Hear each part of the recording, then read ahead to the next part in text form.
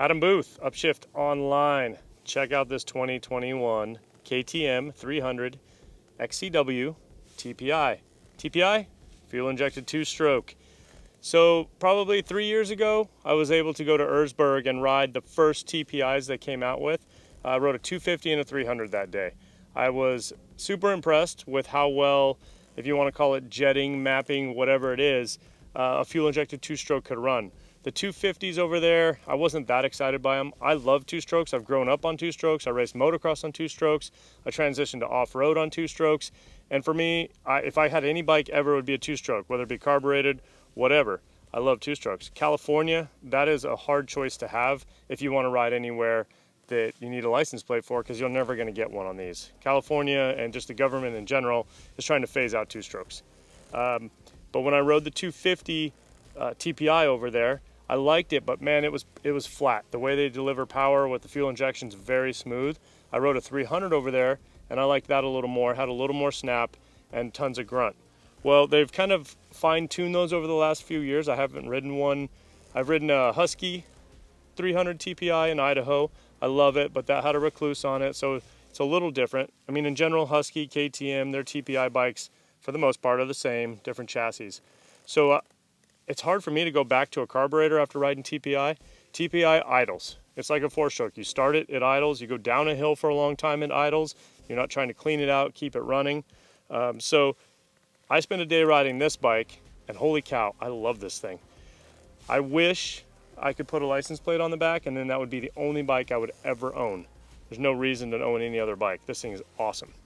So there's some strong points to this bike, and there's some stuff that some people won't be that into. I mean, if you're a fast desert guy who loves to just go 70, 80 miles an hour and just rip around, two-strokes can be a little less stable than a four-stroke. But if you like trail riding, you like off-road in general, you like super technical hard stuff, the TPI bikes are ridiculous. This thing lugs down to the point where I love the Recluse clutch, I love auto clutches, I think they're cool, but I also ride a lot of four-strokes.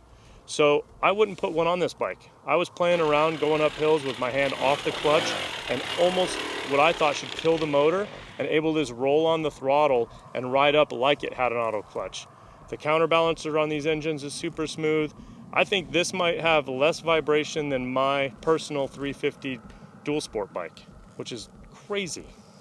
So the beautiful thing about this 300 TPI is that it's not a motocross bike turned into an off-road bike. This is born and bred off-road trail bike. There's nothing moto about it, so don't get excited and think you're going to the motocross track. I mean, some people can, but that's not what it's designed for. If you look, KTM over the years, I don't know how they do it, but you look at the engine and you don't even think it has a transmission in it or there's enough room for a clutch, because they've continually shrunk down the cases and shaved weight to the point where these are tiny in the frames. It doesn't even look like a 250 in here. This looks more like a 125 motor, 300, whatever. It's tiny. Along the same lines, they've shaved down the weight of the frames. They've trimmed everything so that this bike kind of feels like an e-mountain bike. It's so light and flickable and fun, and I get super excited to ride a bike that I can throw around and feel like a mountain bike.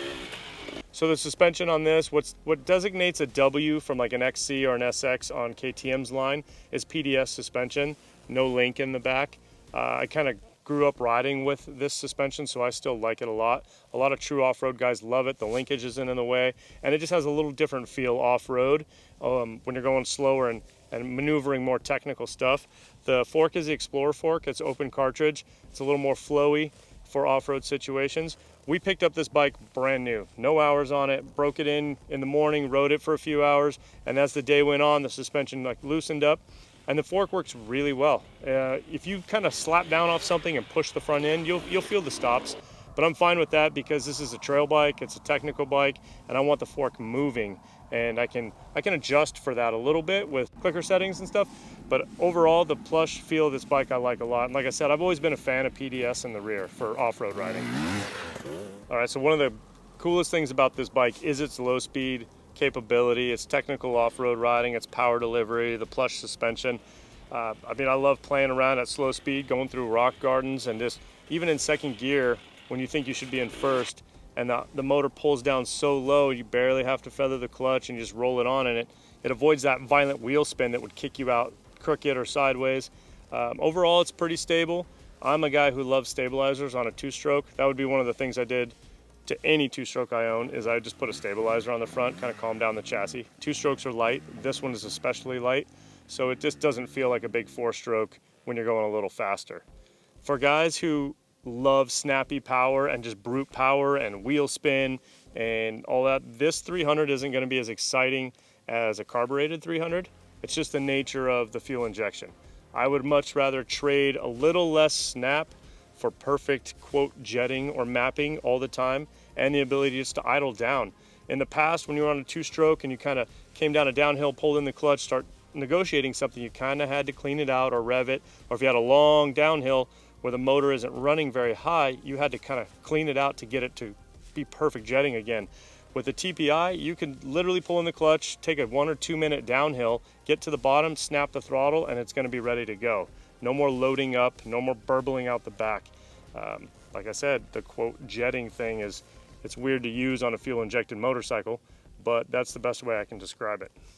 So one of the coolest things about the introduction of fuel injection to two strokes and everything is KTM has designed this oil filler, so it self-injects oil into the mixture based on the computer settings, based on throttle position, based on what the bike is computing. It feeds in the oil ratio. So literally you can get sometimes 3 tanks of gas before you have to refill your two-stroke oil in here, and it's super efficient. Because it'll feel out the load, feel out the RPMs, and adjust that lubrication. If you're just putting along and cruising and there's not a lot of load on the motor, it's not spitting a lot of oil into that fuel mixture. Again, you don't get the burble out of the tailpipe, you don't get the thick loaded up fuel mixture, and that is a huge feature. There's a lot of skepticism, or there was when this first came out, that how is this going to know how much oil to mix in with the gas, and is it going to be too lean and mess up your motor or detonate or do anything bad? I mean, the last 3 years since the introduction of this bike has proven that this system works just fine. There's no more issues with this than there would be somebody not mixing their own fuel right and blowing up a motor. This system works really well. That's not an issue. It's awesome. There's not a lot I would change on this motorcycle out of the box. Obviously, it doesn't come with a skid plate. If you're gonna ride off-road, you really need a skid plate. So I'd find some, probably like a plastic-based skid plate on here that would slide easy when you land on stuff. These tires aren't bad. I would run these until I wore them out just because they work, but I would switch to a kind of a stickier compound rear, some sort of more enduro-y style, hard enduro tire on the back. Full wrap handguards, just because I dropped it a few times today. It's been dropped, it is what it is. Radiator guards, I would definitely use radiator guards because I don't like to pay for radiators. Radiator guards are cheaper than a radiator. But in general, man, if I lived in a state that didn't care what motorcycle I rode down the street and could put a plate on it, this would be the only bike I had. All right, thanks for checking out this video. Stay tuned to Upshift, subscribe, watch more videos. There's always new videos coming out on cool products. And don't forget, there's a free monthly magazine, digital magazine that comes out every month. There's over 50 issues out now. So check those things out. I know you're bored at work, so read through those, watch the videos, and stay tuned to Upshift Online.